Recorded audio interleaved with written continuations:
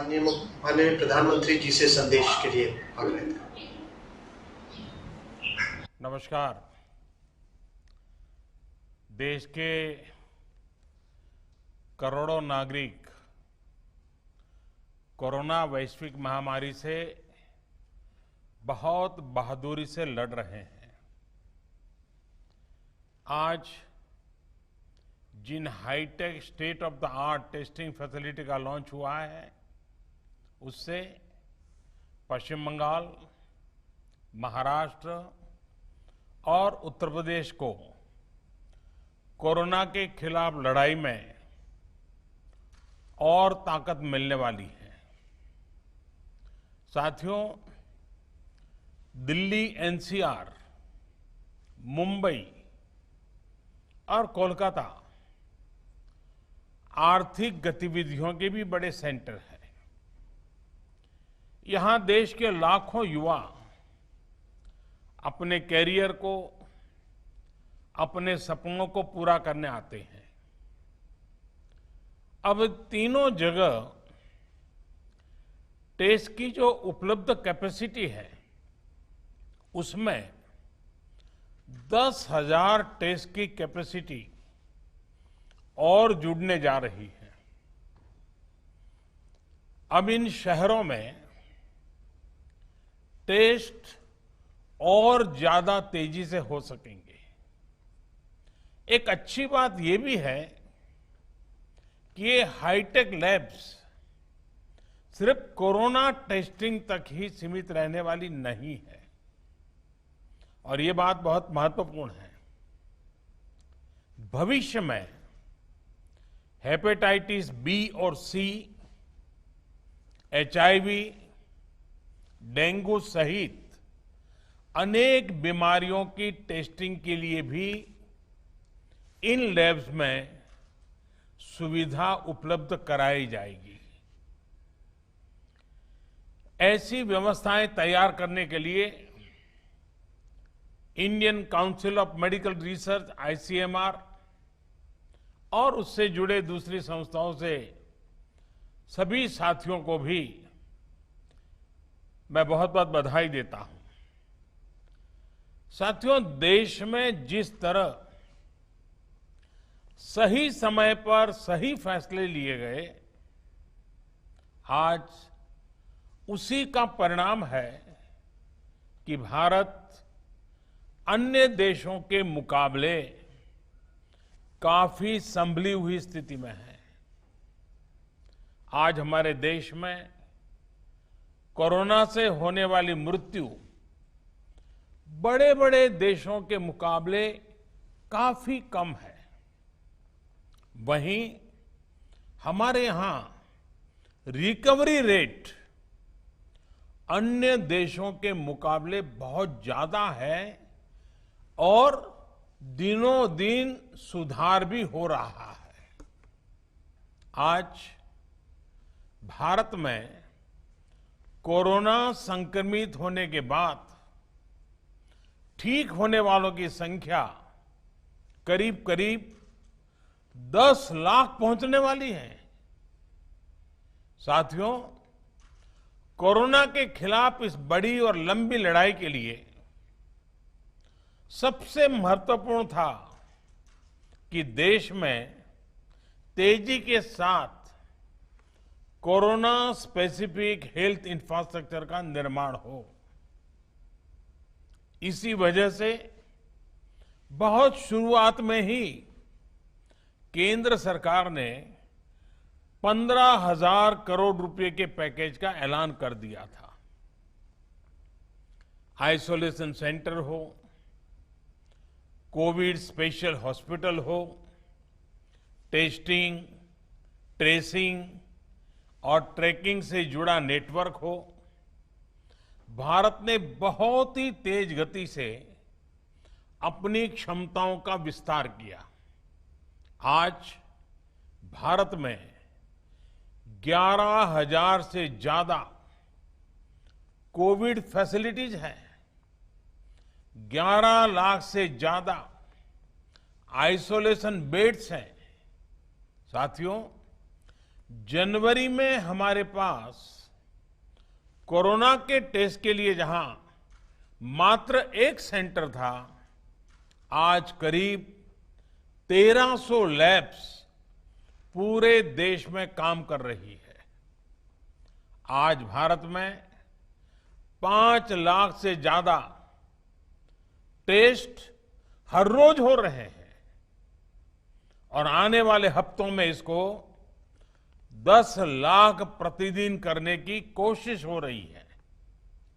साथियों, कोरोना महामारी के दौरान हर कोई सिर्फ एक ही संकल्प के साथ जुटा है और वो संकल्प है एक एक भारतीय को बचाना है। इस संकल्प ने भारत को हैरतअंगेज परिणाम दिए हैं। विशेषकर पीपीई, मास्क और टेस्ट किट्स को लेकर भारत ने जो किया वो सचमुच में ये एक बहुत बड़ी सक्सेस स्टोरी है। एक समय भारत में एक भी पीपीई किट नहीं बनती थी। आज भारत दुनिया का दूसरा सबसे बड़ा पीपीई किट मैन्युफैक्चरर है। सिर्फ 6 महीना पहले देश में एक भी पीपीई किट मैन्युफैक्चर नहीं था। आज 1200 से ज्यादा मैन्युफैक्चरर हर रोज 5 लाख से ज्यादा पीपीई किट बना रहे हैं। एक समय भारत N95 मास्क भी बाहर से ही मंगवाता था। आज भारत में 3 लाख से ज्यादा N95 मास्क हर रोज बन रहे हैं। एक समय था जब भारत वेंटिलेटर्स के लिए भी दूसरे देशों पर निर्भर था।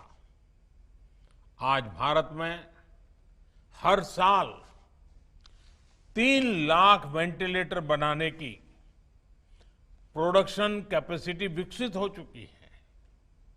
इस दौरान मेडिकल ऑक्सीजन सिलेंडर्स के प्रोडक्शन में भी काफी मात्रा में वृद्धि की गई है। सभी के इन सामूहिक प्रयासों की वजह से आज न सिर्फ लोगों का जीवन बच रहा है, बल्कि जो चीजें हम आयात करते थे, अब देश उनका एक्सपोर्टर बनने जा रहा है। साथियों, इतने कम समय में इतना बड़ा फिजिकल इंफ्रास्ट्रक्चर खड़ा करना कितनी बड़ी चुनौती रही है, इससे भी आप भली भांति परिचित हैं।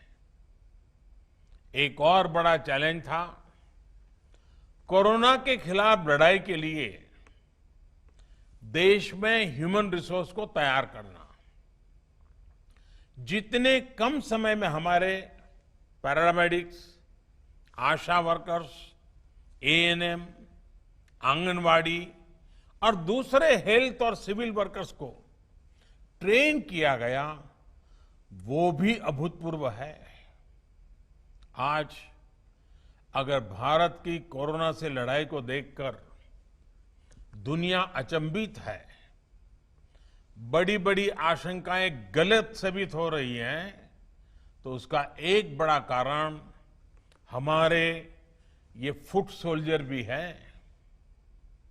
साथियों, कोरोना के खिलाफ लड़ाई में आज हम उस स्थिति पर आ पहुंच चुके हैं जहां हमारे पास जागरूकता की कमी नहीं है। साइंटिफिक डेटा का विस्तार हो रहा है, संसाधन भी बढ़ रहे हैं। अब हमें राज्य के स्तर पर, जिला, ब्लॉक और गांव के स्तर पर डिमांड और सप्लाई के मैनेजमेंट को और चुस्त दुरुस्त करना है, मजबूत करना है।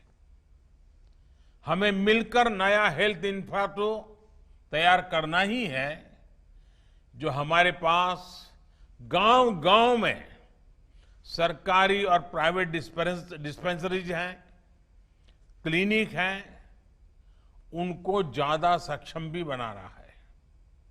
ये हमें इसलिए भी करना है ताकि हमारे गांवों में कोरोना से लड़ाई कमजोर न पड़े।